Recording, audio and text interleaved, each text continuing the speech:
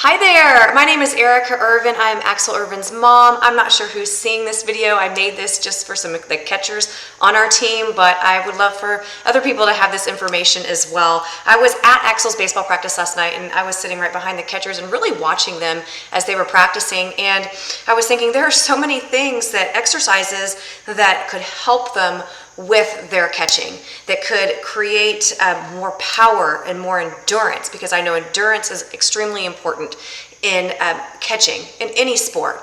But for catching, you're squatting for long periods of time, you do short, quick bursts, and there's a lot of different muscle fibers at play. So you have your heavy loading endurance training that I hear about a lot of catchers doing. Your heavy squats, right? Lunges, whatever it is to really load the legs, and you can build endurance with that, right? Doing that over and over. But you also have that quick explosive loading with your quick twitch muscles that are going to get more involved in that. Well, the issue with this is that those quick twitch muscles, they get tired really easily. So what I want to show you today is a way to build endurance for your quick twitch muscles so you can explode up, get them out on second, no problem, and keep doing that time after time after time. And then I also want to show you how to use some auxiliary muscles in your hips, develop those so that you can create more power and endurance in your catching performance. So how does that sound? Good? Okay, if that sounds good to you, keep watching. I'm going to show you some things. I'm going to move to a different area of the room and I'm going to show you some things. Okay, new place. So keep in mind as I'm showing you some of this stuff, guys, I am not a baseball coach. My form is not baseball.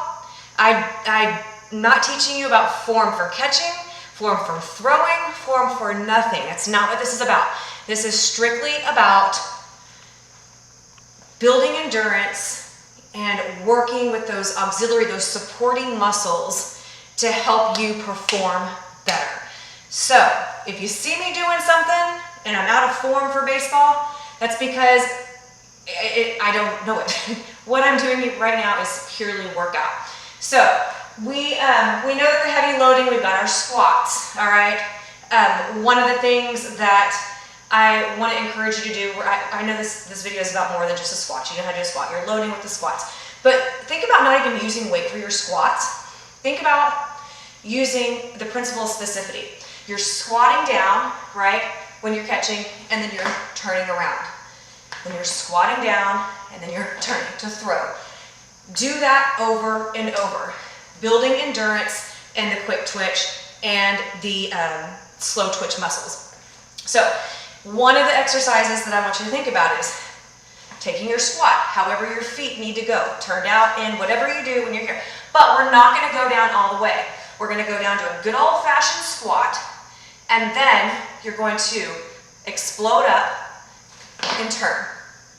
And when you do that, I want you to really lift the hips. Lift the hips. Feel your butt muscles engaging to lift you up. And then use your core and turn. Does that make sense? So you're not just using the legs here. You're going to squat and turn. So, got to think about the muscles that you're using. Then, you're going to sit here. You're going to do your pulses with your squat. 3, 2, 1, turn. 3, 2, 1, turn. Yes, I want you going both ways. Even if you're right-handed or left-handed, keep your body as symmetrical as possible. So, now getting into, that'll help you build endurance in the larger muscles and the smaller muscles, but now we're going to get into the little specifics. And some of the stuff I'm going to show you, you're going to be like, okay, that's really weird, but I promise you it helps. I've been doing this and helping people build strength and improve performance, 15 years now. So I've seen how this works for athletes. And so when you're in a squat, I want you, instead of squatting and sinking into it, right? I want you to think about engaging. So if you're here, when you engage, you lift up right there. Did you see that micro movement? From here, I'm squatting, not engaged in the glutes. In fact, I'm hanging into my hips. And that can be really dangerous when you're just hanging and dumping that weight into your hips. So use your glutes and those auxiliary hip muscles to help hold you up so you can practice that. Because when you do that, guys, you're going to use, yes, hip to come up, quads to come up. But guess what? You're going to start learning how to recall more of your butt muscles, more of your glutes to give you that power. And those are big muscles, y'all. You want to use them. And then when you're in your squat here, guys, here's the exercise. The exercise is arms out. We're sinking into it, then we don't. We sink into it, then we don't. That's like, okay, that's so simple, right? We sink into it and we don't. But that is the exercise, the mindfulness of not dumping into it, but sinking. And then I want you to also, while you lift, to just get some stretches in here, work some core, right there, back and forth. Again, not sinking, right? I'm not loading dead weight into my knees and hips. I'm lifted, I'm engaged. And so now you're recalling the auxiliary muscles are doing it with more intention, more purpose, and you're not overloading useless tension into your joints. Okay, the last thing I want to show you, that's the exercise, that's it. And then you can even take it from here. Let's put it all together, shall we? We're here, and we lift, then we turn. Keep going. That tiny movement. Ready? Lifting, whipping. Cool. And here's a stretch that you're going to think, no way I'm ever going to do that, but I promise you, do it. If you don't, first of all, if you don't foam roll your glutes and your psoas, your front hip muscles, your hip extensors, and flexors and extensors, you need to start foam rolling that because yes, muscle flexibility is important, but you want to get into the fascia as well. That's it. That kind of gelatinous coating that goes from the head to the toe of your body. It's intertwined all throughout your body.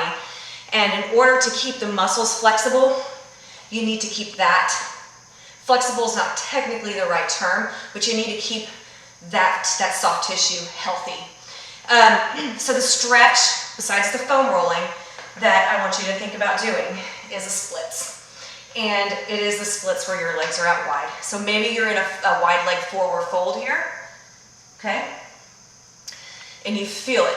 Now I don't just want you to feel it right here. I want you to feel it right here. Does that make sense? So you've got these muscles that are going up inside your hip.